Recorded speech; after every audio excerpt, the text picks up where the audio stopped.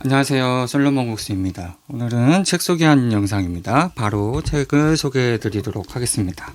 첫 번째 책은요, 에르베르 텔리에라는 작가님의 아노말리라는 책입니다. 이 책은 프랑스 소설이고요. 2020년에 곤쿠르상을 수상했던 작품입니다. 이 책은 아마 SF 작품인 걸로 알고 있어요. 그래서 곤쿠르상에서 특이하게 SF 소설로 곤쿠르상을 수상을 했다는 걸로 제가 기억을 하고 있거든요. 뒤에 보면요. 2021년 3월 10일 파리에서 출발해 뉴욕으로 향하는 에어프랑스 여객기가 예고에 없던 난기류를 만나 위기를 겪은 후 무사히 착륙한다. 그리고 3달 뒤인 6월 24일 동일한 여객기가 동일한 지점에서 난기류를 만나고 동일한 착륙 지점을 향해 간다. 도플갱어처럼 똑같은 기장과 승무원, 승객들을 싣고서 이 전대미문의 사건을 인지한 미국 정부는 여객기를 뉴저지 공군 기지로 비상착륙시키고 극비리에 과학자들을 소집한다. 성실한 가장이라는 가면을 쓴 청부살인업자, 자살 후 명성을 얻은 소설가, 시한부 선고를 받은 비행기 기장, 동성애자 인물 숨긴 채 활동하는 나이지리아 뮤지션, 성공한 삶이라는 덫에 빠진 변호사, 사랑의 시효가 임박한 연인들, 그리고 아무에게도 말할 수 없는 비밀을 간직한 소녀, 3달이라는 시간차를 두고 사는 그들은 자신의 분신을 대면하면서 삶의 진실을 마주하게 된다. SF 소설이네요. 이 평행이론적인 이야기를 하고 있는 책인 것 같습니다. 여러 인물들이 나오면서 그 인물들의 이야기를 하면서 스토리가 이어가는 그런 이야기인 것 같습니다. 다음 책은요, 아니 에르노의 바깥 일기라는 열린 책들에서 나온 책입니다. 굉장히 얇은 책이고, 이 아니 에르노 책들이 조금 요렇게 분량이 조금 적은 분량들이 많기 때문에 이 책도 짧은 분량이고요. 나왔을 때 이 책하고 같이 비슷한 디자인으로 해가지고 밖의 삶이라는 작품도 나왔었어요. 그래서 이 바깥 일기와 밖의 삶은 여러 해 동안 외부 세계를 관찰해 일기 형식으로 기록한 작품들이다. 이때의 글쓰기는 집단의 일상을 포착한 수많은 스냅 사진을 통해 한 시대의 현실에 가닿으려는 시도이자 서로 연결된 존재로서의 자신과 타인을 탐구하려는 시도이다. 그에게 붙잡힌 순간들은 날카롭게 우리를 찌르고 복잡한 웃음을 일으키며 때로 아름답다라고 되어 있습니다.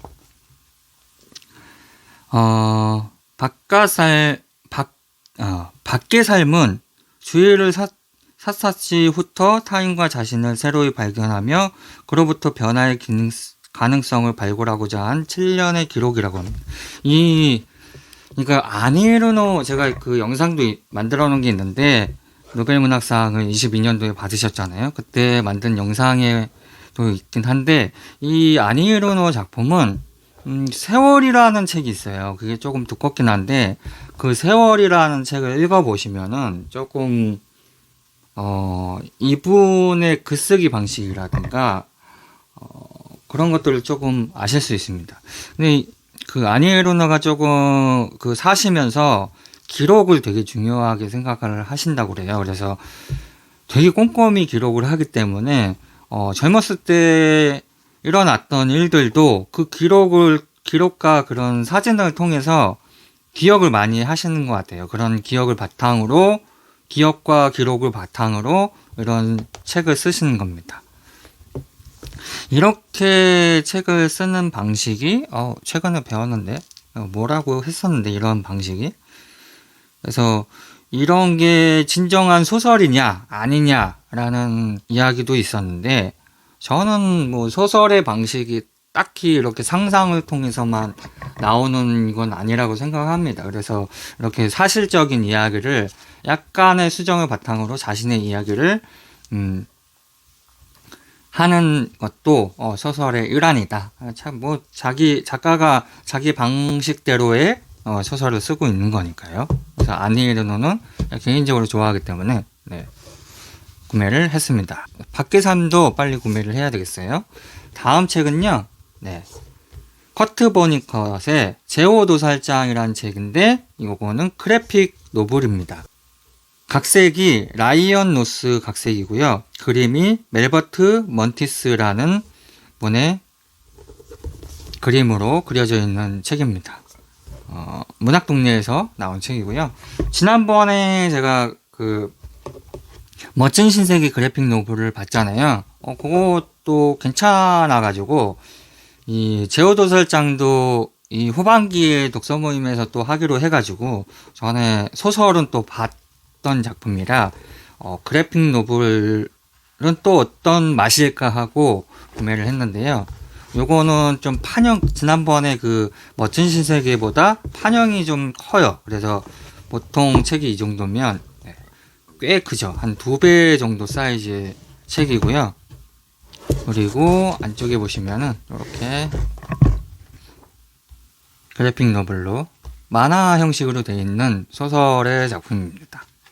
커트모니커 작품 중에서 개인적으로 제오도설장이 가장 좋았다고 보는데요. 뭐 고양이 요람하고 전 제오도설장밖에 안 봤으니까 단편도 있긴 한데 단편은 제가 안 봤고 고양이 요람도 꽤 좋다고 하시는 분들이 되게 많았어요. 근데 저는 개인적으로 제오도살장이 정말 커트버니컷의 맛을 느낄 수 있는 책이 아닌가 싶습니다. 그래서 이 소설로 조금 보시기가 어려우신 분들은 이렇게 그래픽 노블 만화로 보시는 것도 추천을 드려요. 지난번에 멋진 신세계도 굉장히 만화로 그려져 있지만 뭐 소설이 전달하려는 바를 충분하게 좀 전달을 했던 느낌이 있어가지고 요것도 그런 식으로 조금 그렇지 않을까 해가지고 그래픽 노블로 제오도설장 구매를 했습니다. 다음 책은 시리즈 책인데요. 3권의 책입니다. 이거는 해냄 출판사에서 나온 거고요. 네, 김탁한 작가의 사랑과 혁명이라는 책입니다. 1권, 2권, 3권. 그래서 이게 굉장히 오랫동안 쓰셨던 걸로 알고 있어요. 그래서 이게 최근에 이제 완결이 돼가지고 나온 책입니다. 김탁한 작가님은 원로로서 굉장히 글을 가독성 있고 재미있게 쓰시는 분입니다. 그런데 이제 이 책은 정해박해 후 감옥 속에서 보낸 11년, 수십 년간 오지 않는 신부를 다시 모셔오기 위한 옥 안팎의 분주한 움직임 속 누군가로부터 옥중기를 적어달라는 은밀한 부탁이 전해지고 라고 되어 있습니다. 이 사랑과 혁명은 1827년 곡성에서 일어난 정해박해를 비롯한 수십 년간 우리나라에서 지속된 천주교 박해를 배경으로 한다. 조선 말기 봉건 질서를 극복하고 새로운 시대로 나아가기 위한 노력은 단지 개혁파 지식인만의 것이 아니었다. 민초들 역시 밀란과 봉기를 일으켰고 서구의 종교를 수용하는 사상혁명을 시도했다. 역사소설이 돼 역사소설이 아니고 종교소설이 돼 종교소설이라 할 수 없는 이 작품을 통해 우리는 현실의 변화 가능성이라는 희망을 담은 김탁환의 암중모색을 엿볼 수 있다. 전성원 님이라는 편집장님이 써주셨습니다. 이 권에 보면은 또 정세랑 작가님이 추천사를 쓰셨는데요. 이것도 한번 읽어봐 드릴게요. 대가가 대작으로 돌아왔다. 김탁한 소설가의 작품은 언제나 인본의 기골 위에 지어졌는데 사랑과 혁명은 그 존엄의 범주를 살아있는 모든 존재로 넓힌다. 흙에서 움트는 꿈꾸다 쓰러지는 만물을 헤아리다 보면 새로운 감각이 깨어난다. 이야기의 큰 줄기는 1827년 정해박해의 한가운데를 관통하며 탄압과 기만, 신념과 진실이 격돌하는 지점을 짚는다. 200년이 지나 끝내 남은 쪽은 어느 쪽인지 물음을 나누다 보면 구하지 않았던 답들마다 주어질 듯하다. 허망한 반복처럼 보이는 싸움 틈에서도 다음을 향하는 몸짓이 비롯되리라는 격려로 읽혔다. 각 건마다 굽이치는 흐름이 순자강처럼 위험하고 아름답다라고 되어 있습니다. 이 김탁한 작가님이 천주교 신자실 거예요. 그래서 이런 그 종교적인 색채가 묻어나오는 작가이시거든요. 근데 요거는 이제 역사를 1800년대 그런 정예박해를 내용을 기반으로 한 작품이기 때문에 우리나라 역사도 알 겸 해서 읽어보면 좋을 것 같아서 구매를 해봤습니다.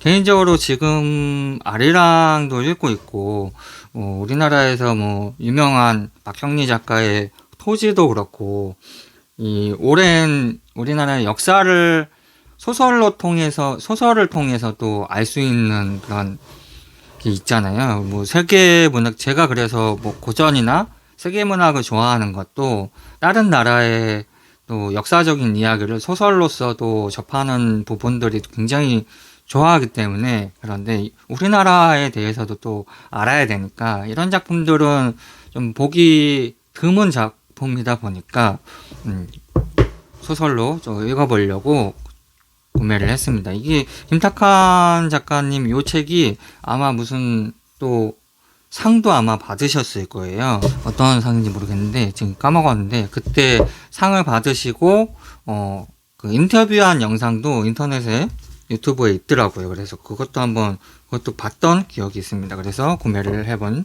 책입니다. 다음 작품도 시리즈 책인데요. 네, 문학동네에서 나온 코맥 메카시의 작품입니다. 그래서 스텔라 마리스라는 책이고요. 다음 작품은 패신저라는 책입니다. 이 두 작품이 연작으로 아마 나왔던 책입니다. 이게 그 패신저와 함께 작가의 인생 60년을 집대성한 결정체의 작품이라고 합니다. 코맥 메카시는 제가 로드라는 작품으로 굉장히 충격적으로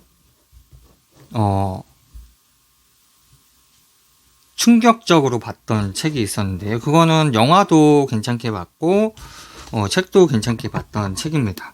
그래서 코맥 메카시가 이제 작년에 타계를 하셨잖아요. 그래서 그 작년에 타계를 한 이후에 나온 책입니다. 그리고 이 번역가님이 정영목 번역가님이 번역을 하셨습니다. 보통 코맥 메카시의 작품도 거의 정영목 번역가님이 번역을 하시는 것 같아요.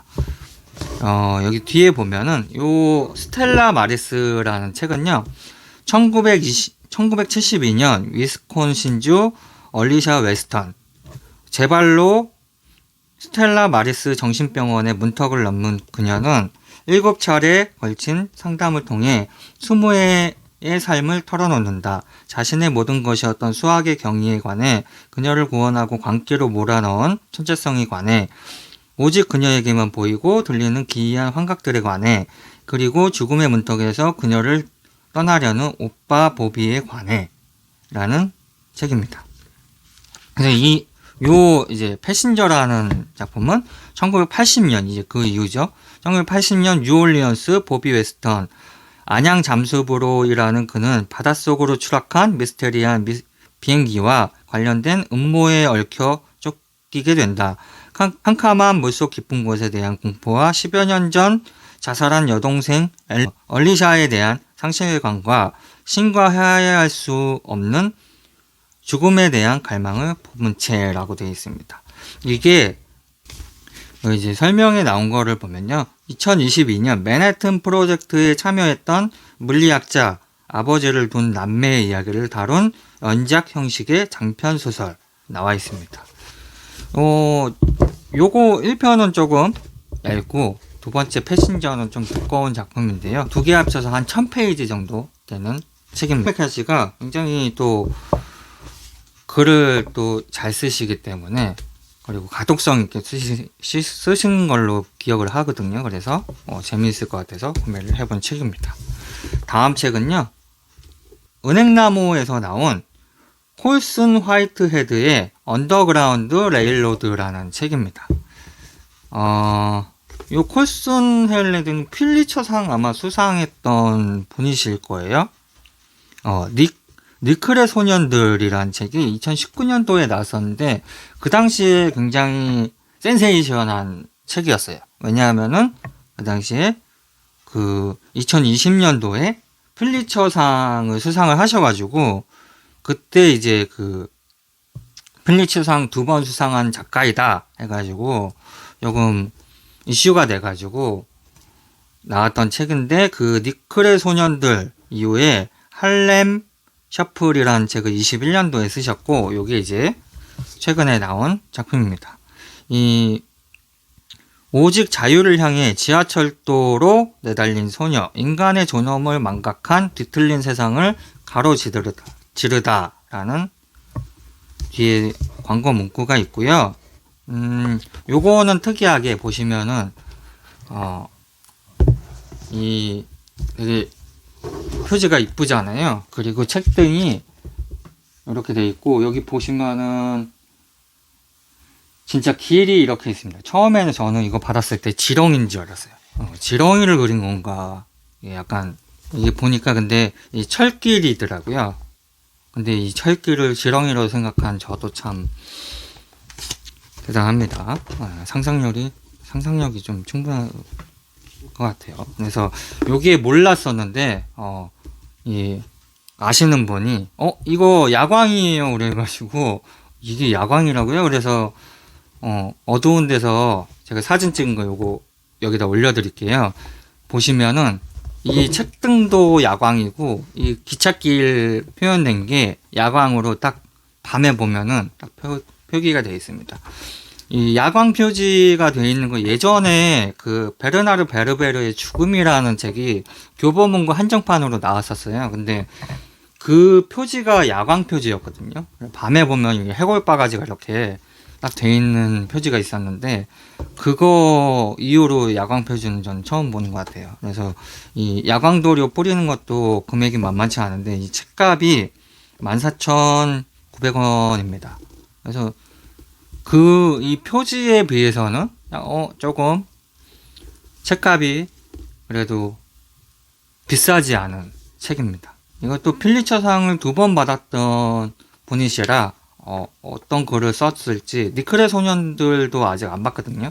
근데 요거는 책이 이뻐가지고 먼저 구매를 해봤습니다. 다음 책은요. 문학과 지성사에서 나온 이청준 작가의 벌레 이야기라는 단편집입니다.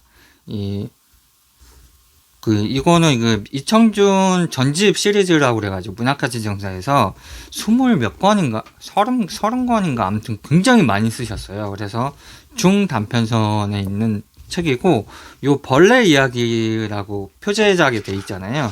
요거는 이제 이 작품 안에서 하나의 표제작인데요. 이 벌레 이야기가 그 예전에 영화로 나왔 밀양이라는 작품의 원작입니다. 그래서 그 출판사에서 밀양이라는 표지로 해가지고 그 제목으로 해가지고 나온 책도 있어요. 따로 그 단행본으로 해가지고 저는 이청준 작가 개인적으로 또 좋아하기도 해가지고 단편집 또 다른 단편도 보고 싶어서 주문했고요. 안에 보면은 이제 해변 아리랑, 벌레 이야기, 불의 여자, 나들이 하는 그림, 누군들, 초장으로부터 꾼으로 태어나랴, 흰 철쭉, 숨은 손가락, 섬, 흐르는 산, 심지연. 이 벌레 이야기 뒤에 이제 책 뒤에 보면은 80년 광주의 비극과 87년 6월 혁명 사이에서 모더니티에 대한 두려움과 부끄러움 그리고 새로운 모더니티에 대한 갈망은 이청준 문학의 주요한 문제의식이다.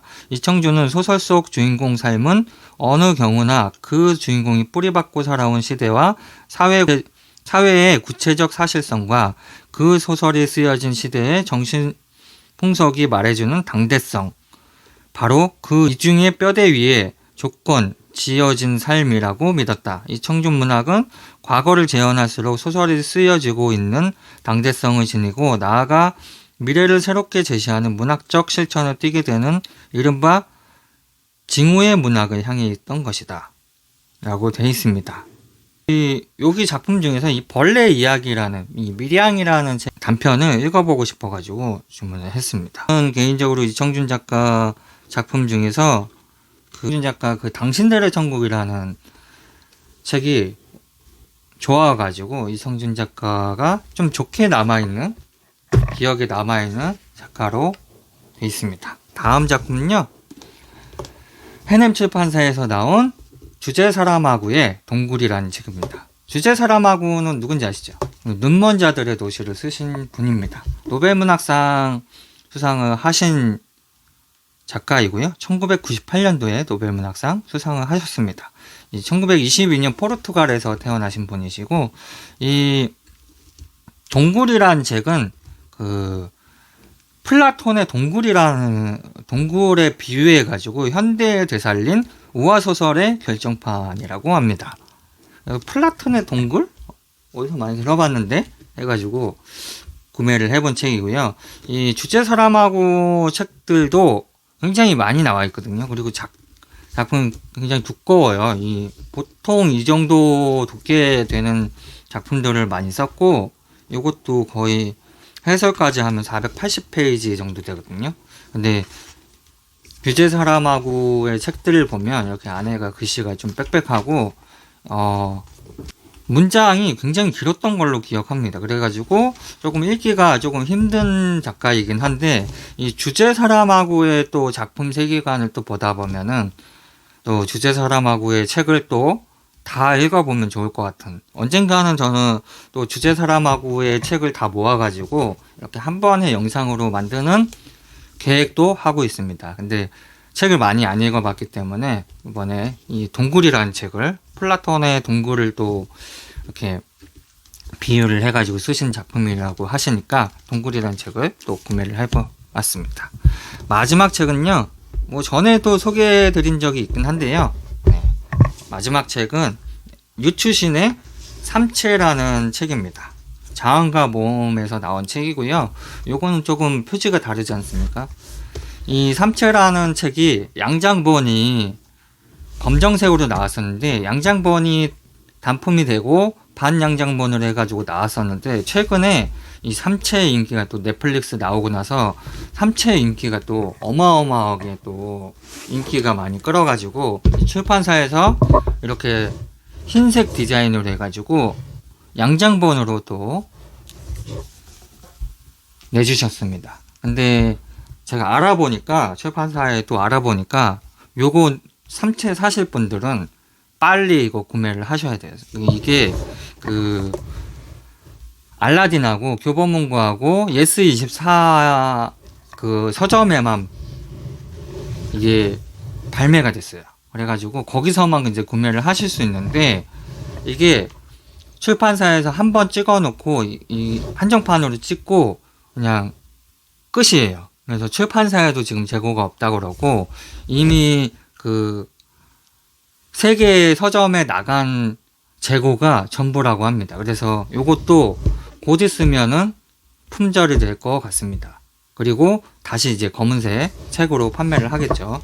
그래서 요거는 요거 흰색 표지는 갖고 있으면은 언젠가는 이 시세가 요것보다 구매하신 금액보다 훨씬 오를 것 같다라는, 제가 경험으로 바탕으로 했을 때, 왜냐하면은 이 검은색 표지의 양장본은 시세보다 올랐거든요.